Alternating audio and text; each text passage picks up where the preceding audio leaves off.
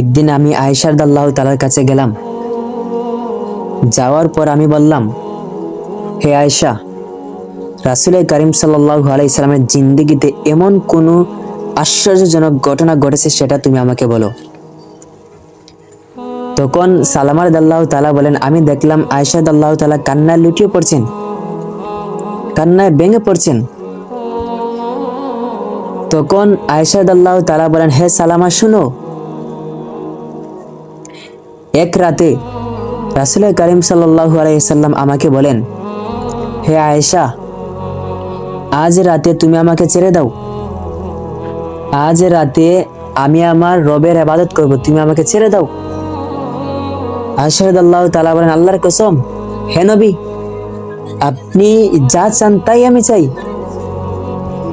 আয়েশা রাদিয়াল্লাহু তাআলা বলেন, আমি দেখলাম আল্লাহর নবী বিশ্বনবী রাহমাতুল লিল আলামিন তিনি মিসওয়াক করলেন, ওযু করলেন এবং আল্লাহ তাআলার ইবাদতে দাঁড়িয়ে গেলেন।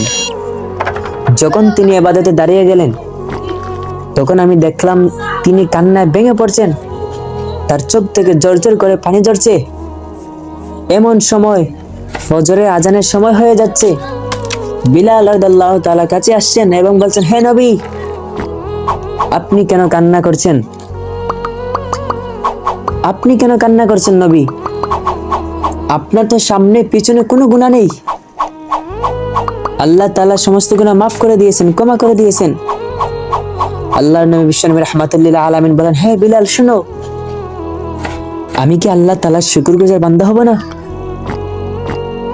এবং তিনি বলেন, হে বিলাল, আজ রাতে এমন একটি আয়াত আমার কাছে নাজিল হয়েছে। আল্লাহর নবী বলেন, ইন্না ফি খালকিস সামাওয়াতি ওয়াল আরদি ওয়া ইখতিলাফিল লাইলি ওয়ান নাহারি লাআয়াতিন লিউলিল আলবাব। নিশ্চয়ই আসমান ও জমিনের মধ্যে দিন রাতে পর্যায়ক্রমে জ্ঞানীদের জন্য নির্দেশ রয়েছে। এই আয়াতটি নাজিল হয়েছে।